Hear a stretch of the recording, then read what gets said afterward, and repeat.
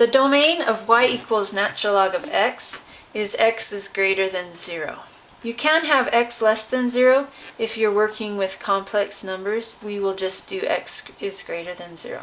We want to find the domain of the natural log of x plus 2 to the fifth. Let's take what's being taken the natural log of, which is x plus 2 to the fifth, and set that greater than 0. One way to do that is to do the number line. We only have one factor, and what makes it 0 is negative 2. If we put in a number bigger than negative 2, say 5, this will be a positive number. We have odd multiplicity, so it'll switch sign, and we want the positive side. So our domain would be the set of all x such that x is greater than negative 2. We have several things to worry about here. We have log x to worry about. Log x, the domain restriction says that x has to be greater than 0. We have a square root, which is going to tell us that log x plus 1 has to be greater than or equal to 0.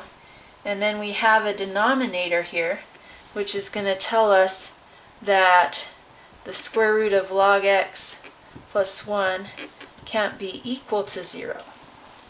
These we can actually combine. This is only 0 when log x plus 1 is equal to 0. So we'll just say that log x plus 1 is greater than 0. We need that log of x is greater than negative 1. Let's graph log x. It intersects the x-axis at 1. If you put in 10, log of 10 is 1. If we put in a 1/10, log of 1/10 is negative 1.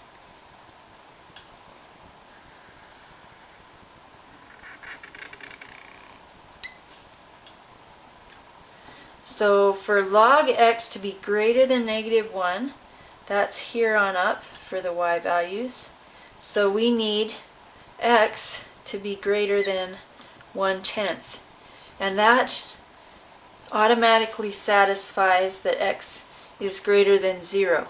So our domain is 1/10 to infinity.